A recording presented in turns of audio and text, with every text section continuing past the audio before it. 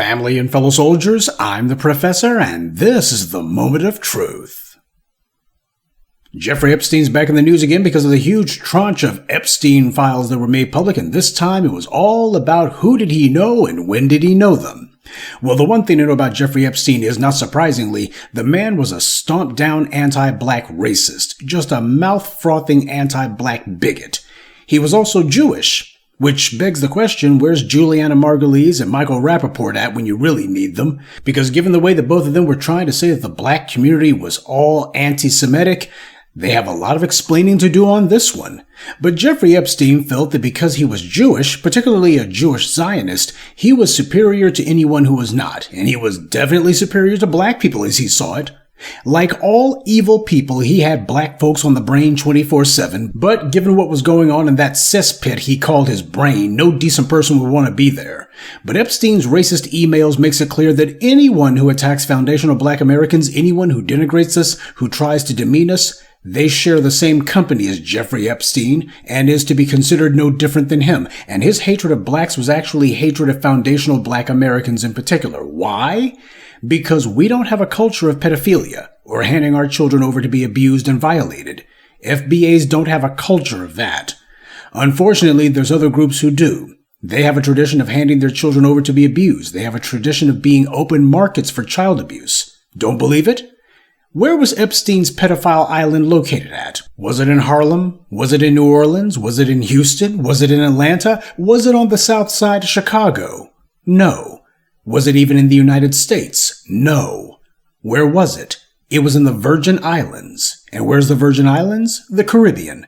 And this keeps happening over and over and over and over again. Over the years, I've reminded you how after those earthquakes or hurricanes hit, you got UN so-called peacekeepers who go down to places like Haiti, and then it comes out later that they were down there raping children while they were there. Now, this is disgusting, but it shouldn't be surprising to anyone that the UN would be involved in crap like that. They are a puppet organization put together by the US and the European colonial powers, after all.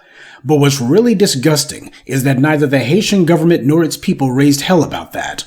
All these Haitians who fled to the US, and many of them benefiting from our struggle and making money for themselves, but saying nothing about what the UN was doing to their children, or any of the sex tourists who go to these places and violate children. But the sad part is that in many cases, if not most, these children were actually sold to these degenerates. Not all of them, but I would say that a majority were.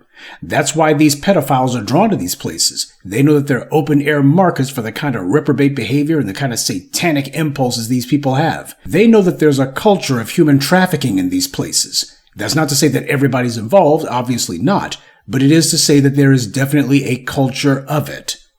Foundational black Americans, on the other hand, don't have that. Epstein definitely knew that, so when it came time for him to set up his little Sodom and Gomorrah, he already knew that the Caribbean would accept his behavior.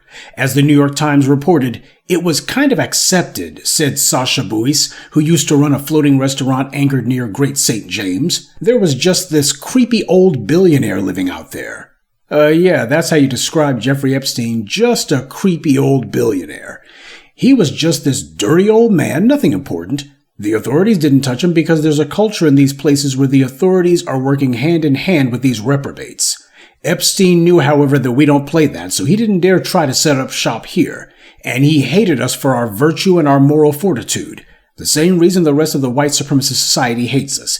Evil and immorality hates virtue and morality. That's why they attack us non-stop, the same way the demons and heathens attacked the saints of old. This is a struggle between good and evil. And we know what side we stand on. Our culture is different than the bootlick, the tether, and the shill, and that's why we're fighting to preserve it and protect it. And these enemies of black empowerment, they know what their culture is too, and they're trying to deny it, to hide it, and to pretend like it doesn't exist. But just like with Donald Trump, Jeffrey Epstein's anti-black racism wasn't some sort of secret. All of those people hobnobbing with him because they all wanted to get some money from him or what have you, they knew exactly what kind of a scumbag he was. The fact that he was so obsessed with indulging in white supremacy proves why, as the black media, we don't let these agents and ops play that game of, well, the real enemy is Jewish bankers, it's not white supremacy. We don't let them sit there and play that game. Well, it's the Jews who are the real enemy. We don't let them do that mess. Because these white supremacists, they try to play that game of look over there, the same way that when I call out the Irish for their centuries of attacking foundational black Americans, I always get some Irish people who try that stupid, pathetic dodge of saying, that's not Irish people, that's Anglo-Irish, they're the ones to blame. No, it isn't Anglo-Irish, it's not Scotch-Irish or anything else, just Irish. These white supremacists try to confuse the issue by throwing out babble and gibberish, trying to use separate ethnic names as a smokescreen. But the black media isn't fooled. The enemy is white supremacy, and the tactic of trying to use ethnic conflicts within white supremacy as an invalidation of white supremacy's existence is a brain-dead stunt that only a gullible person or a willing idiot would fall for. I've long told you since the days when I was making videos about ancient Kemet that America's universities have always been the main hotbeds for anti-black propaganda and sentiment, and that hasn't changed. In fact, a leading AI researcher from MIT, Yashka Bach, was email pen pals with Epstein, and he echoed all of Epstein's crackpot talking points about black people having low IQs, etc. Understand something about that low IQ talking point, family. First of all, it's not how you score on IQ tests that matters. It's who counts the scores. Secondly, as we've seen with these Ivy League college admission scandals, the very people who we see claiming to have superior IQs are the main ones who lie and bribe their ways to get into these places in the first place.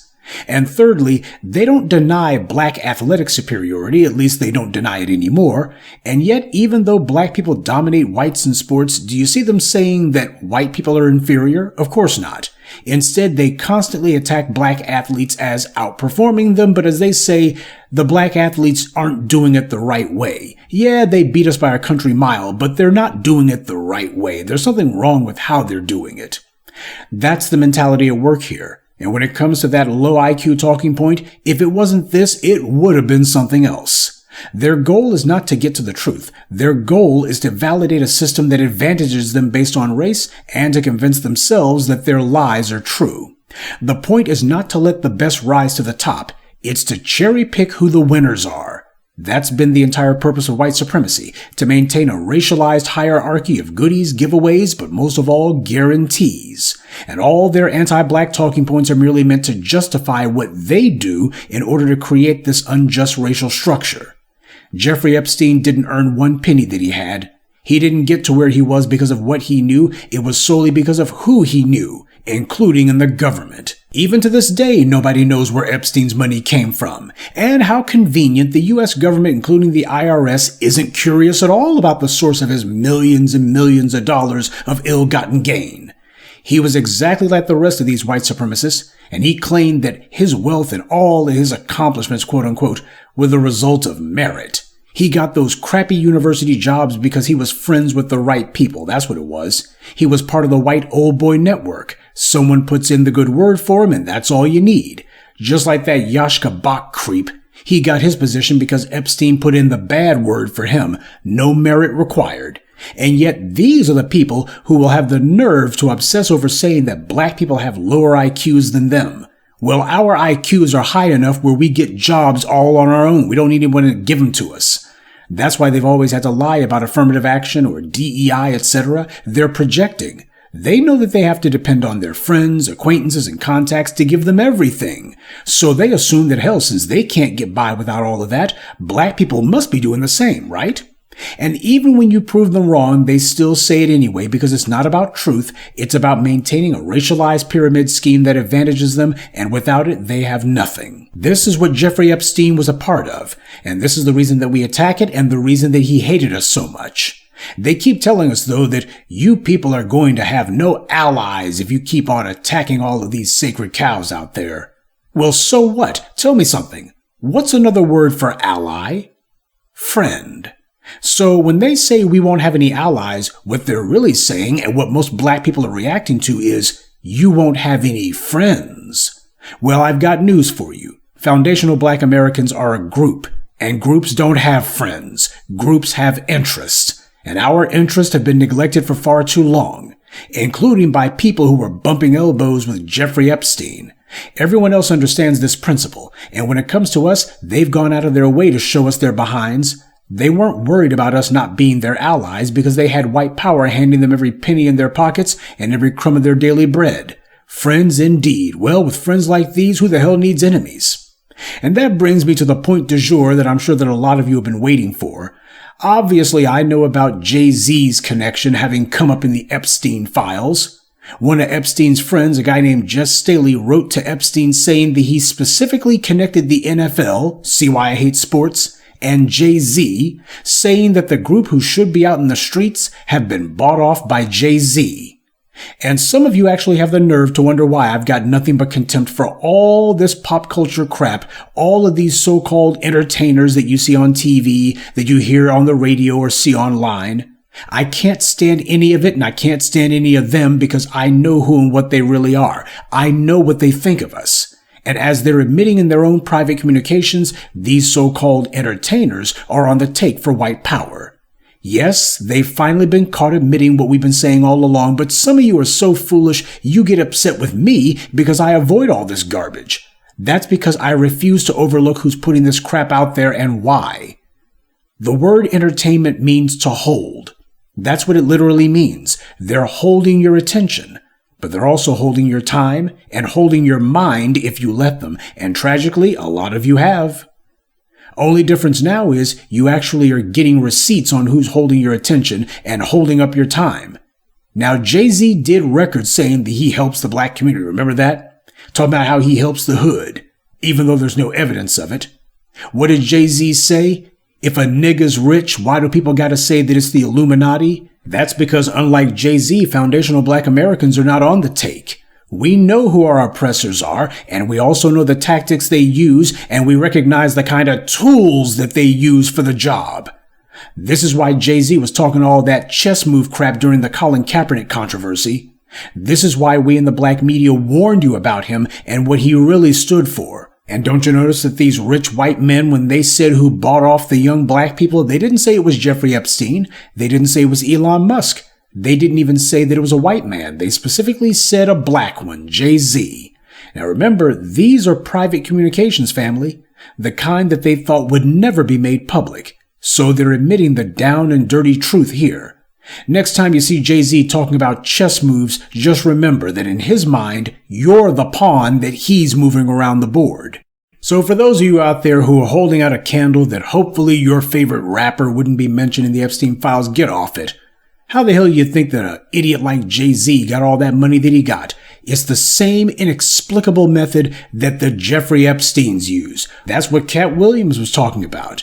You got these clowns who are chosen by white power. White power elevates them because it can arbitrarily just hand them a ton of money, but they're not doing it just for nothing. As these emails reveal, these guys are on the take. They're doing the dirty work for white power. Their job is to dissipate any of that would-be revolutionary energy out in the streets. Their job is also to put out propaganda in the form of so-called music that's meant to get you thinking about shaking your butt, or let me go ahead and try to be the king of conspicuous consumption. Let me show how many Gucci bags that I can buy with money I don't even have. Let me go ahead and be talking about money, cars, clothes, and hoes.